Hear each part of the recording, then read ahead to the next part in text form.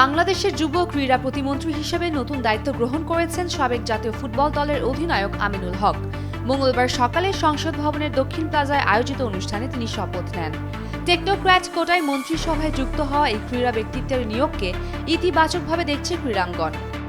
নিয়োগের পর প্রেস বিজ্ঞপ্তি প্রকাশ করে বাংলাদেশ ক্রিকেট বোর্ড। তাকে অভিনন্দন জানিয়ে বলেন, টানা তৃতীয়বার অর্জন করেছে দেশের সেরা সুপার ব্র্যান্ড স্বীকৃতি বসুন্ধরা টিস্যু।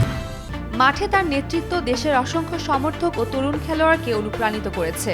জাতীয় ক্রীড়া প্রশাসনে তার যোগদান দেশের ক্রীড়াঙ্গনের জন্য একটি গুরুত্বপূর্ণ মুহূর্ত। বিবিসি সভাপতি আমিনুল ইসলাম বুলবুল বলেন, আমিনুল হকের অভিজ্ঞতা ক্রীড়াবিদদের চাহিদা ও দেশের ক্রীড়া অবকাঠামো উন্নয়নে ইতিবাচক প্রভাব ফেলবে। নতুন প্রতিমন্ত্রী এবং যুব ও ক্রীড়া মন্ত্রণালয়ের সঙ্গে সমন্বয় রেখে দেশের স্থানীয় থেকে জাতীয় পর্যায়ের সব ক্রীড়া কার্যক্রমের উন্নয়ন ও প্রসার নিশ্চিত করবে।